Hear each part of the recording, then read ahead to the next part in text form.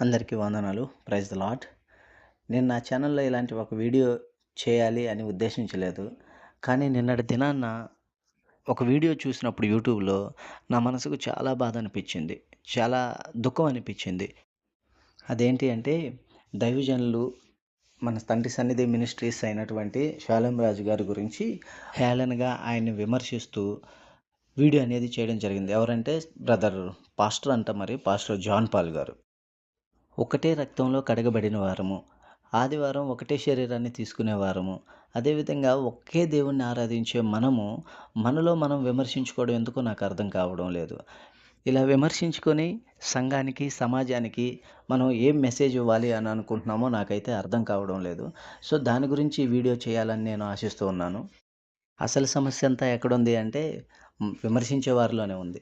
చిన్న సంఘాన్ని చూసినప్పుడు ఈ వ్యక్తి దేవుడి పిలుపు ఉందో లేదో, ఎందుకంటే ఇన్ని సంవత్సరాలైనా సంఘాలను స్థాపించి ఆత్మలు రక్షించలేకపోయాడు అని చెప్పేసి ఆయన్ని విమర్శిస్తాడు. అదే బాగా అభివృద్ధి చెందిన సంఘాన్ని చూసినట్లయితే గనక ఈ వ్యక్తి ఏం చెప్తున్నాడో, ఏ కాకమ్మ కథలు చెప్తున్నాడో, ఏ పిట్ట కథలు చెప్తున్నాడో, ఏదో కల్పిత కథలు చెప్పి జనాలను అట్రాక్ట్ చేస్తున్నారు, అందుకే ఇంతమంది వస్తున్నారు అని చెప్పేసి అభివృద్ధి చెందిన పాస్టర్‌లను చూసి విమర్శిస్తారు. ఈ జాన్ పాల్ గారు అనే సహోదరుడు 55 నిమిషాల సమయం వెచ్చించి ఒక వీడియో చేశారు. ఆ వీడియో ఎందుకోసం అయ్యా అంటే బ్రదర్ షాలోమ్ రాజు గారిని విమర్శించడం కోసం. 55 నిమిషాలు వెచ్చించి ఒక మనిషిని విమర్శించే బదులు అదే 55 నిమిషాలు వాడి సువార్తను ప్రకటించినట్లయితే, దేవుని ప్రేమను ప్రకటించినట్లయితే, అదేవిధంగా క్రైస్తవ్యం యొక్క గొప్పతనాన్ని తెలియచేసినట్లయితే గనక అనేక మంది మారడానికి, రక్షణ పొందడానికి అవకాశం అయితే ఉంటుంది. ఈయనకి తెలీదా? మత్తయి సువార్త 5:22లో దేవుడు ఏం చెప్తున్నాడు? నీ సహోదరుని మీద కోప్పడువాడు విమర్శకు లోనగును. తన సహోదరుని చూసి వ్యర్థుడా అని చెప్పువాడు మహాసభకు లోనగును. ద్రోహి అని చెప్పువాడు నరకాగ్నికి లోనగును అని చెప్పలేదా అక్కడ? అదేవిధంగా లోకాసు వార్త 6:42లో ఏమన్నాడు? నీవు నీ కంటిలో ఉన్న దూలం ఎంచక నీ సహోదరుని కంటిలో ఉన్న నలుసును చూడనేలా? అవును, నేను అడుగుతున్నాను. మీలో ఏ లోపం లేదా? దేవునికి ఆయాస్కరమైనది ఏదీ లేదా? దేవునికి అయిష్టమైనది ఏదీ లేదా మీలో? నేను తండ్రి సన్నిధి సభ్యుడినే కాదు, షాలోమ్ రాజు గారిని అనుసరిస్తున్న ఆయన శిష్యుడినే కాదు. కానీ ఒక క్రైస్తవుడిని, జీవం గల దేవుడిని ఆరాధిస్తున్న ఒక క్రైస్తవుడిని. జాన్ పాల్ గారు మాట్లాడుతూ అంటారు, షాలోమ్ రాజు గారు 4వ తరగతి చదువుకున్నాడు, 2వ తరగతి 2 సార్లు ఫెయిల్ అయ్యాడు. ఇలాంటి వారికా బైబిల్ ఇచ్చేది మనం? ఇలాంటి వారు బోధిస్తేనా మనం వినేది అని విమర్శిస్తున్నారు.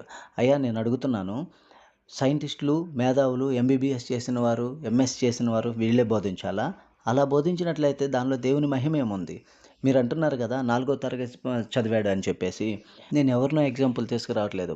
మన కళ్ళ ముందే ఉన్నటువంటి సాక్షార్థమైనటువంటి జీవితం జీవించినటువంటి బ్రదర్ యేసన్న గారు. Hosanna ministries. ఆయనేం చదువుకున్నారండి? 4, 5 తరగతి చదివారు. ఇప్పుడు వారిని గూడా విమర్శిస్తారా? వారిని గూడా విమర్శించేంత గొప్పవారా మీరు? చదువు గురించి మాట్లాడారు కదా! చదువు ఒక వ్యక్తికి సంస్కారం నేర్పిస్తుంది. కానీ అనుభవం ఆ చదువుకున్న వాడికి కూడా కొన్నిసార్లు మార్గాలు చూపిస్తది. అందుకే మన తెలుగులో ఒక చక్కటి సామెత ఉంది. ఏంటంటే అది చదువుకున్న వాడికంటే చాకులోడు మేలు అని. కొంతమంది తప్పుగా భావించొద్దు. ఉన్న సామెతనే నేను ఇక్కడ చెప్పడం జరిగింది. నేను మిమ్మల్ని అడుగుతున్నాను జాన్ పాల్ గారు, బాగా చదువుకొని కాపురాలు కోల్పోయిన వారు లేరా? బాగా చదువుకొని మద్యానికి బానిసైన వాళ్ళు లేరా? బాగా చదువుకొని తమ మనసును అదుపులో ఉంచుకోలేక వ్యభిచారంలో పడిపోయిన వాళ్ళు లేరా? బాగా చదువుకొని జీవితాన్ని సెట్ చేసుకోలేక సూసైడ్ చేసుకునే వాళ్ళు లేరా? అదే సమయంలో అసలేం చదువుకోని వారు తమకున్న జ్ఞానంతో, అనుభవంతో కోట్లు సంపాదించే వాళ్ళు లేరా? అదే సమయంలో అసలేం చదువుకోని వారు ఇతరుల కష్టాలను అర్థం చేసుకొని వారికి సహాయం చేసేవాళ్ళు లేరా?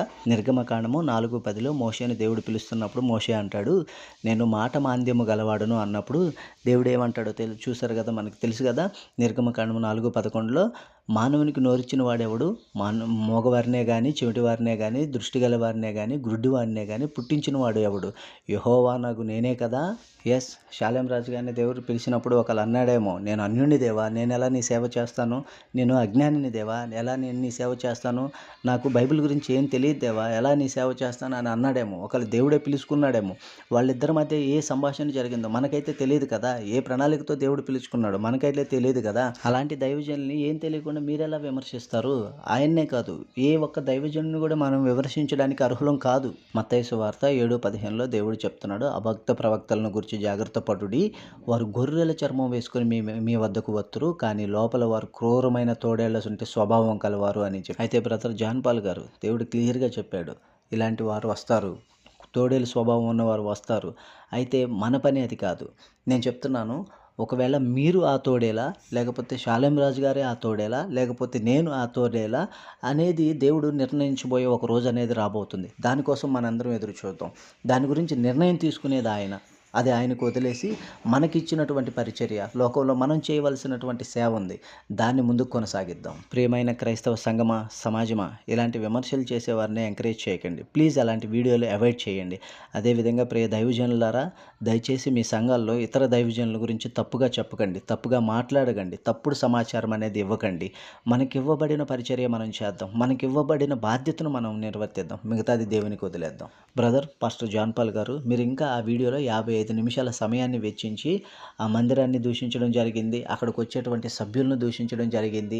అది మంచి పద్ధతి కాదు. దయచేసి మానుకోండి. ఇతరులను విమర్శించే వీడియోలు చేయడం మానుకొని క్రీస్తు ప్రేమను, సువార్తను ప్రకటించే బాధ్యతను తీసుకోండి. ప్రియ క్రైస్తవ సంఘమా, సమాజమా, ఈ వీడియోని మీరు జాన్ పాల్ గారికి కౌంటర్గా మీరు చూడొద్దు.